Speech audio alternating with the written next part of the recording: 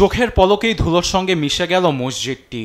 রোববার গাজা শহরের আল তাহওয়িদ ওয়াস সুন্নাহ মসজিদ এভাবেই উড়িয়ে দেয় ইসরায়েলি প্রতিরক্ষা বাহিনী IDF। শুধু মসজিদেই নয়, গাজা সিটি জুড়ে রোববার দেখা যায় ধ্বংসের ছাপ। অভিযানের নামে দফায় দফায় বিমান হামলা চালিয়েছে ইসরায়েল।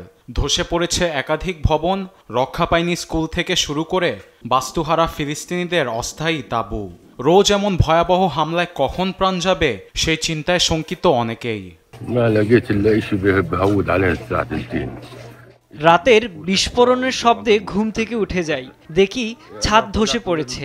আমার সন্তানদের ধ্বংসস্তূপ থেকে বেশ কষ্টে উদ্ধার করেছি। রোজ জীবন চলে যাবার ভয়ে আছি। শিশুদের লক্ষ্য করে হামলা চালাচ্ছে দখলদাররা। এ হামলায় আমার 4 সন্তান যে কোনো সময়ে মারা যেত। আমরা ইসরায়েলের প্রতি কি অন্যায় করেছি যে তারা এভাবে হামলা চালাচ্ছে? ভয়াবহ পরিস্থিতিতে 1 লাখ ফিলিস্তিনি গাজা সিটি ছেড়েছে বলে দাবি করেন ইসরায়েলি প্রধানমন্ত্রী বেনিয়ামিন নেতানিয়াহু। একই সঙ্গে অভিযান আরও তীব্র করার হুঁশিয়ারি দেন তিনি। জঙ্গিদের সব ধরনের স্থাপনা আমরা ধ্বংস করছি। এখনো অনেক জায়গা বাকি আছে। গাজা সিটিতে অভিযান আরও সূক্ষ্মভাবে পরিচালনার নির্দেশ দিয়েছি।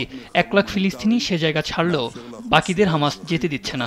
সাধারণ মানুষদের তারা ঢাল হিসেবে ব্যবহার করছে। সেই সঙ্গে গাজা যুদ্ধের জন্য ইসরায়েলকে বিশ্বমঞ্চে চরম মূল্য দিতে হচ্ছে বলে স্বীকার করেছেন তিনি।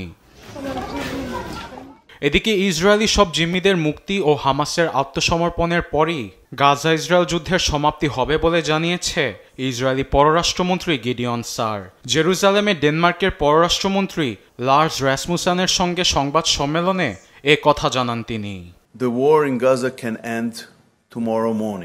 এমন পরিস্থিতিতে গাজা ইসরায়েল যুদ্ধবিরতির ভবিষ্যৎ নিয়ে দেখা দিয়েছে অনিশ্চয়তা।